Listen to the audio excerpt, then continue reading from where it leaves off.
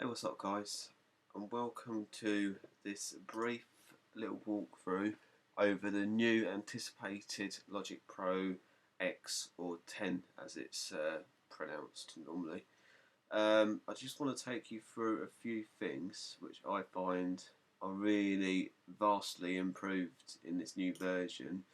First impressions, it looks really nice. It looks much more modern, and the overall performance of the program itself, because I've been playing around with it, is really good. There's hardly any crashes, bugs. I mean, obviously it's quite new out at the moment, so there won't be, but it's very flexible and versatile. So I'm very impressed with it. But the thing I'm also impressed with, um, more than anything, and I've never noticed it in the older version if it is already in there, but it tells you the key that your track is in, which is always handy if you're releasing tracks on labels like myself. It's always handy to know what key your track is in, so it saves the label manager the effort to put the key of what your track is in on the actual release, which is always a handy thing. But as I say, it may already have been in the older version, but I've never noticed it before. I also noticed that it's very similar to GarageBand. If you look down at the piano roll, if you remember in GarageBand, they had all these green things up here. But what I'll do is I'll quickly load it up so you can get a comparison. It's very similar to GarageBand and Final Cut Pro, I'd say, the way they've got the whole layout of the actual program. Well, I'm not actually going to make a track, I'll just load it up quickly. Create.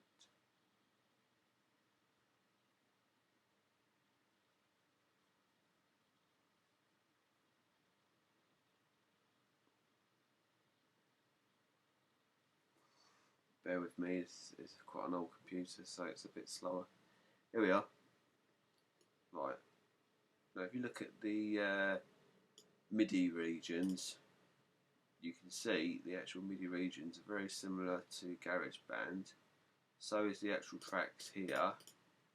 Same with here. Oops. So those are two features which are very similar. Also, if you look at the transpose bar down here, the actual shape and look of it looks very similar to the one down here.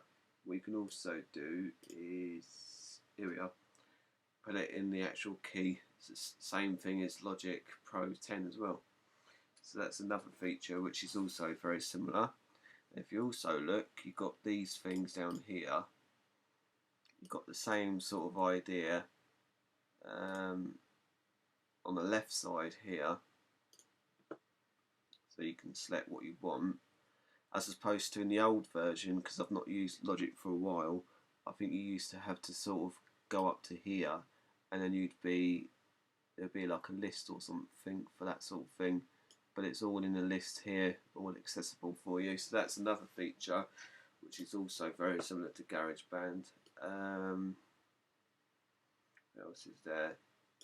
I think they've reversed it actually. The actual transpose bar is obviously at the top, as opposed to being on the bottom like it is in GarageBand. And you've also got, if you look down here on these icons, you've got this one here, and it's very similar looking up there. I don't know if it's exactly the same thing as GarageBand, but it looks very similar up there. You've also got this camera, video and song note down here. You've got the same thing up there, and then you've also got things like your metronome, repeat, play, pause, etc. But that's all up here, as well as a few added features. So that's another thing which I've noticed, which is very similar to GarageBand. Also, these dials and volumes is very similar looking on here. If you look, you've got the panning, which looks very similar, and then you've got the actual volume knob control, which doesn't look the same. I do like those knobs on the new version of Logic though. but it's very similar in terms of the layout. You've also got, I think I saw the old scissors tool with the little waveform like down here. Oh, there it is. So yeah, there's a few things they've put in here that they had in GarageBand. So that's one thing to bear in mind, that they've tried to sort of go back to their old roots. But in terms of the overall performance, I think it's really good. I mean, I've got a little idea down. I'm not planning to get this finished or as a track or anything, it's just to show you guys. So yeah, it's very versatile, it's very flexible, and I think it's a lot quicker than the older version of Logic as well. There's hardly any bugs, but as I say, it's a new program, it's just been released, so there may be some bugs here and there later on when it gets a bit older, but that shouldn't be a problem for Apple to try and sort out. But there's a few other things which I'm trying to get to grips with as well. The standard channels are still pretty much the same in terms of the EQ and buses and all that lot. But there's a few things on here which are different, like up here. This used to be, if I remember rightly, because as I say I've not used this for a while, the left corner on the older version, this used to be out, I think, over here. What other things are there? Oh, you've got a few things here. A few features.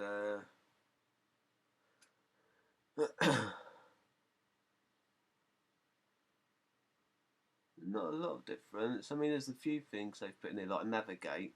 That wasn't in the older version, at least I don't think it was anyway. Track.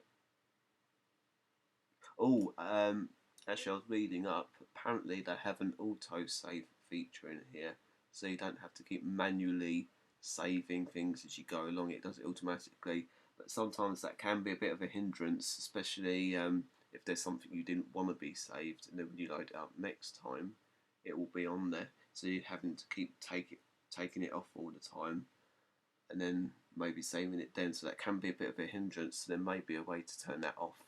I might have to do that myself actually if I'm going to work with this version of Logic, because I'll find that quite annoying, even though it's a good idea.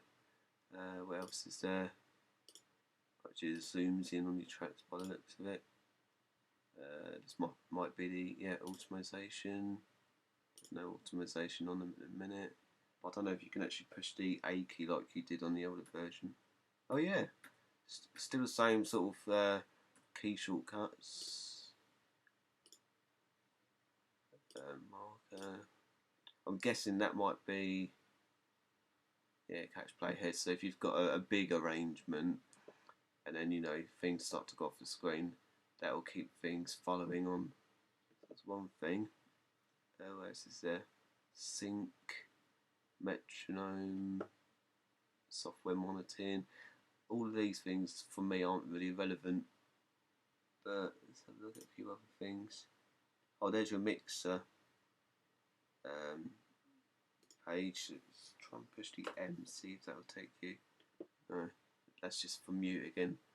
But that's the mixer page, which looks quite versatile. Very interesting as well, actually. What's this one? Let's hover over it. Smart controls. It's interesting. Toolbar.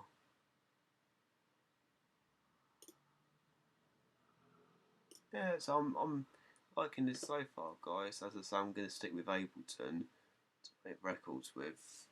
But if there's certain things which Ableton can't do, which this version of Logic might be able to do, it's always good to have that flexibility. So that's just a quick overlook of this new version of Logic. Sorry that I've not been talking very much, I'm a bit tired. But as soon as I've got to grips with it and I've kind of laid down a little track idea, I'll share some more with you. But that's it for now, guys, and I shall speak to you later. Cheers, guys.